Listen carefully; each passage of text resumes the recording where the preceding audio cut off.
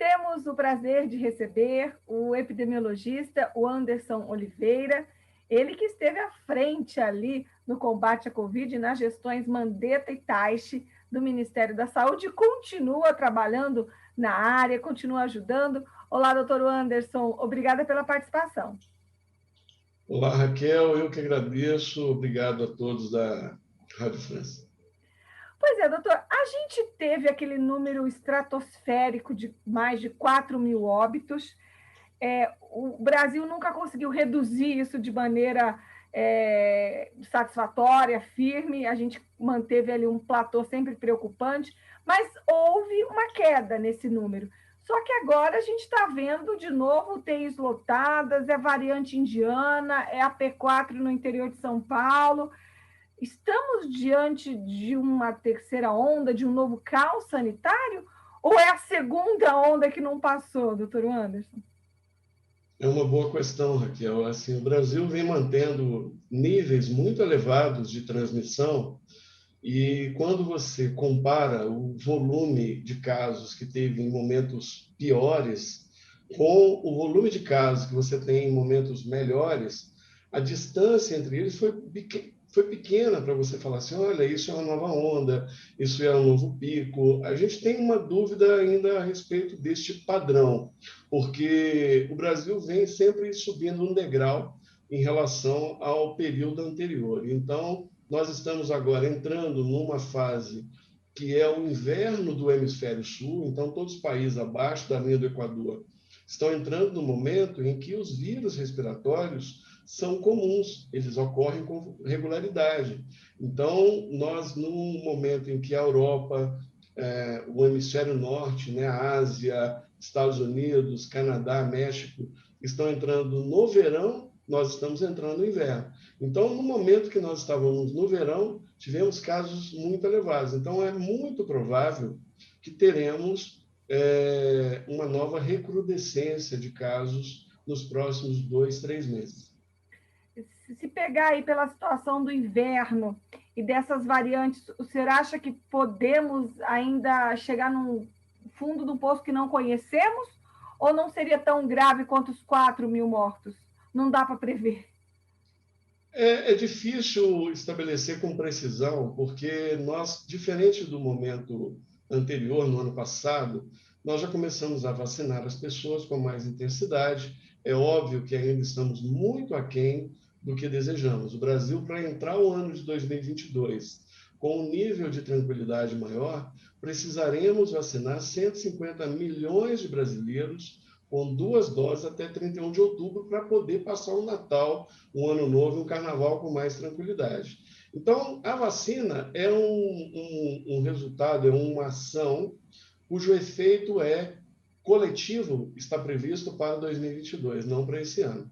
Para esse ano agora, o inverno, a única estratégia que nós dispomos ainda são as quarentenas, o uso de máscara, distanciamento físico, as medidas não farmacológicas já conhecidas. E considerando a realidade do Brasil, com incidências muito elevadas. Hoje, por exemplo, tivemos 2.398 óbitos. Não é muito comum você ter 2.398 óbitos num dia como esse. Assim, nós estamos saindo, né, da quarta para quinta-feira. Geralmente, o Brasil, você tem um aumento de casos na terça-feira, porque você acumula os registros do final de semana e da segunda-feira. Então, geralmente, a terça é mais elevada. Agora, a gente está vendo ainda se mantendo acima de 2 mil óbitos numa quarta-feira. Eu não esperaria isso. Nós deveríamos estar com um volume menor do que 2 mil óbitos, 1.800, 1.700, que ainda é muito elevado, mas indicaria, talvez, uma estabilidade com uma tendência de queda. Com esse aumento de casos, de óbitos, porque lembrem-se que o óbito é um evento tardio. Uma pessoa que evoluiu para óbito hoje, ela pegou a doença há 20 dias atrás. Então, a gente só está olhando agora para um retrato do passado. Infelizmente, eu acho que nós podemos ter um momento muito crítico ainda. Agora, a profundidade deste eu não diria nem fosso, essa montanha, né? Ela pode ser um Everest ou pode ser um Mont Blanc, né? Eu acho que vai ser dos dois jeitos, serão altas. Agora pode ser pior, pode ser um Everest e não um Mont Blanc, que eu acho maravilhoso e tive a oportunidade de conhecer alguns anos atrás. Pois é, então, pelo que o senhor está falando, não teremos um Natal como a gente imaginou, não há garantia de que o brasileiro até o final do ano está livre do coronavírus, com a vacinação nesse ritmo e com a contaminação? Lamentavelmente, eu tenho que dizer que não dá para. A gente não pode utilizar uma frase do nosso hino nacional, né, de deitar em berço esplêndido, ou achar que nós estamos numa condição de que tudo aqui são maravilhas e que a gente vai entrar de novo o verão da mesma maneira, porque estamos numa pandemia, os vírus não têm uma estabilidade muito grande, né? Eles se comportam de maneira muito diversa. Quando a gente fala de aproveitar o verão, o inverno é mais perigoso, é porque nós não temos só este vírus, e geralmente no inverno você fica mais fechado, a renovação do ar é diferente, é menor, então, eu creio que a gente ainda vai ter que experimentar um ano de 2021 muito difícil, muito complexo, mas temos oportunidade, Raquel, de entrar o ano de 2022 numa posição melhor do que nós estamos, porque se a projeção do Ministério da Saúde do Brasil se concretizar, nós chegaremos em dezembro com 660 milhões de doses de vacina. Isso seria ótimo, porque o que acontece? O Brasil tem 212 milhões de brasileiros. Cerca de 60 milhões de brasileiros são pessoas com menos de 18 anos. Então, essas pessoas não podem tomar vacina por enquanto, porque não tem estudos indicando para esses grupos, exceto a Pfizer, que agora teve, chega a 16 anos e tal. Mas, de modo geral, a Coronavac, a AstraZeneca, não. Então, a gente já entra não podendo vacinar cerca de 30% dos brasileiros. Então, eu tenho que vacinar todos aqueles que têm mais de 18 anos. Então, esse volume representa em torno de 300 milhões de doses. São 150 milhões de pessoas. Porque para a gente poder entrar no Natal, entrar o Ano Novo com segurança, eu preciso ter uma cobertura vacinal com 2 doses em cerca de 70% da população, que dá exatamente os 150 milhões acima de 18 anos. Então, será um desafio enorme. Nós já vacinamos, se não me engano, 19, 20 milhões de pessoas. Então, é possível fazer isso. É um desafio, mas se nós conseguirmos, pelo menos, proteger as pessoas acima de 18 anos que tenham comorbidade, que estejam acima de 50 anos, pelo menos, se a gente conseguir proteger as pessoas que atendem aos serviços essenciais, aí eu creio que a gente, de qualquer maneira, mesmo podendo ter casos, a gente não deve experimentar algo similar ao que a gente viu no Amazonas, em alguns estados do Brasil, com falta de oxigênio, problemas no atendimento. Eu espero que isso não aconteça novamente. Se acontecer, é um certificado de incompetência, eu diria. Pois é, e falando nisso, teve um caso que me chamou muito a atenção, que foi de um brasileiro que chegou da Índia, e ele fez o teste do PCR, e antes que o resultado fosse divulgado, estivesse pronto, ele foi liberado para ir para casa pelas autoridades sanitárias, e eu acho que ele chegou ali em Guarulhos, e ele passou por 3 cidades e teve contato com dezenas de pessoas, e aí então recebeu que o teste era positivo. Isso me amargurou, porque é impossível que a essa altura do campeonato a gente não consiga fazer isolamento, não consiga deixar uma pessoa de quarentena vinda de um país onde tem uma variante que lá se mostrou perigosa. Que situação foi essa? Que o Brasil não está, parece que quando a gente era o epicentro, sozinhos, tudo bem, os outros que se preocupam com a gente, quando tem outro país tão, né, de maneira grave, a gente não sabe lidar, doutor? O que aconteceu? Como é que você viu isso? Raquel, eu acompanhei de perto, porque eu tenho amigos na gestão municipal, estadual, e eu tenho acompanhado, eles me ligam, a gente conversa e tal. Isso foi uma falha, um equívoco grande, mas não é esse o padrão brasileiro. Assim, eu posso afirmar para você que nós temos um legado dos grandes eventos que a gente fez no Brasil. Então, nós fizemos Copa do Mundo, Olimpíada, e eu era, na época, o ponto focal dos grandes eventos pelo Ministério da Saúde e participei de vários treinamentos de aeroportos, portos, pontos de fronteira. A questão é que a gente vem enfrentando realidades muito difíceis no Brasil, principalmente no que diz respeito aos exemplos de autoridades e principalmente a nossa capacidade operacional. Está faltando uma liderança nacional, o Ministério da Saúde está se recompondo, mas ainda muito, muito timidamente. A gente teve uma desestruturação da resposta nacional a partir de junho do ano passado, então a gente vem tendo muita dificuldade de recuperar esse processo. E quando a gente olha para a realidade, há um problema de fato. Houve uma falha, não deveria ter acontecido isso, e as pessoas responsáveis estão reajustando, ajustando seus protocolos. O que a gente precisa levar em consideração, Raquel, é que, por mais que esse episódio é muito clássico, muito específico, porque você está falando de uma pessoa que você conhece. Olha, essa pessoa estava sintomática, estava gripada e foi liberada, não deveria ter sido liberada. Agora, 40% dos casos não apresentam sinais e sintomas. Então, de cada 100 pessoas, você não tem sinais e sintomas.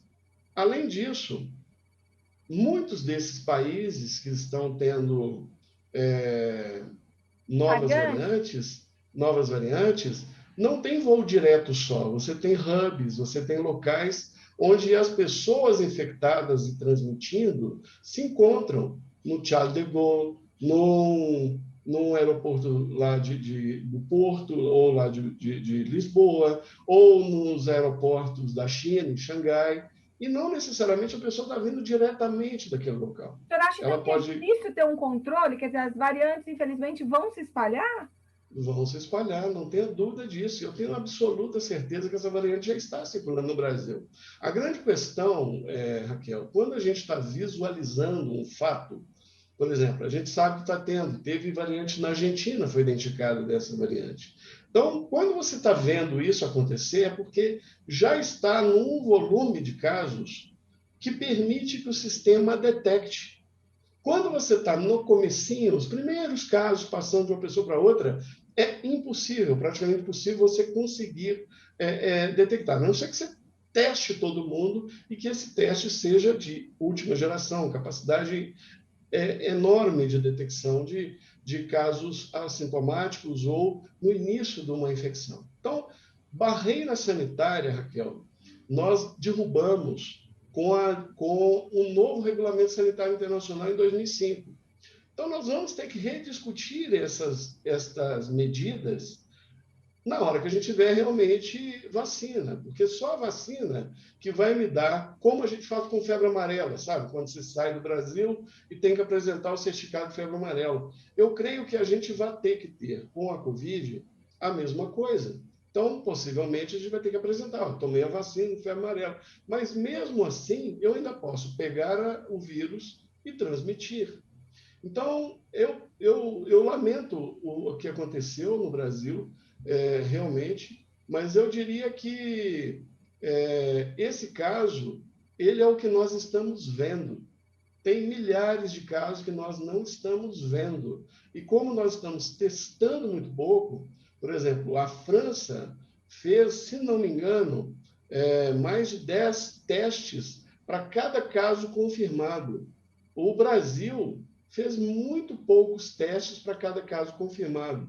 A França fez, para você ter ideia, mais de, sei lá, 40 testes para cada caso confirmado em alguns momentos. O Brasil fez 3, fez 5, fez 2. Então, a gente está testando muito pouco. Na Europa, as pessoas estão testando e têm a oportunidade de comprar ou pegar o teste na farmácia. No Brasil, ainda não temos aqui a disponibilidade de testes de antígeno, o autoteste, aquele como se fosse de gravidez, que você pudesse fazer em você mesmo e poder ter o resultado positivo. Então, acho que, neste momento, o que seria possível de fazer é ampliar a testagem. Agora, o senhor acha que o peso dessas variantes pode ser determinante para a gravidade? A gente teve a P1 no Brasil, temos uma tal de P4 que foi identificada, a indiana, dá para ter ideia de que isso vai prosperar aqui? Ou a realidade regional de cada país tem um peso grande nisso? Não é só a realidade regional, Raquel. O que acontece é que os vírus também competem entre si. A gente não tem muita certeza se esses vírus eles vão competir entre si pelo hospedeiro. Eu comentei em outro dia, por exemplo, se você observar a variante P1 brasileira, que tem causado aqui uma transmissão muito elevada, não tem sido observado o mesmo padrão de comportamento em outros países, mesmo país que foram onde ela foi identificada. Nós não vimos aqui a circulação muito expressiva da variante sul-africana ou da variante identificada no Reino Unido. Me preocupa mais a variante, se não me engano, a P4 aqui da América do Sul, do que a variante indiana, para te falar a verdade. Porque as características regionais são muito parecidas. Então, pode ser que eu queime a língua, não, realmente teve aqui uma transmissão muito elevada, como observado na China, mas pode ser que não. Por enquanto, não há evidência de que ela vá cursar com um padrão muito diferente do que aconteceu na China, agora na Índia, desculpe. Mas na China também, porque essa variante foi identificada, se não me engano, na China, né? Agora, mas essa P4, a gente já tem alguma informação importante dela ou ainda também não dá para dizer que ela pode ser grave? Ainda não. A P4 ela vem de um mesmo ramo dessas que estão circulando no Brasil, da B28, da B31. Então, você pode ter algumas características que possam caracterizá-la como, no caso, por exemplo, vou pegar o exemplo da P1. A P1, quando começou a circular no Brasil, em torno de novembro, final de novembro, início de dezembro, rapidamente vimos ela acontecendo em vários estados e ela substituiu as variantes que circulavam naquele momento naqueles estados. Então, houve uma substituição. Talvez, se a P4 ou a variante indiana for introduzida numa região em que a P1 não esteja muito frequente, talvez a gente possa ter ali surtos explosivos decorrentes dessa circulação, mas isso carece, obviamente, de um monitoramento genético, porque não dá para você saber apenas com o teste de RT-PCR dizendo se tem reação positiva ou negativa. Você pode, inclusive, pegar casos de variantes antigas, né? Doutor, para a gente encerrar, o senhor imaginaria que chegaríamos nesse caos quando o senhor estava à frente ali com o Mandetta? E dá para fazer alguma coisa à espera da vacina? O senhor disse que é difícil o controle barreira sanitária nas fronteiras, apostou tudo na vacina. É esperar e a velha receita de isolamento e cuidado?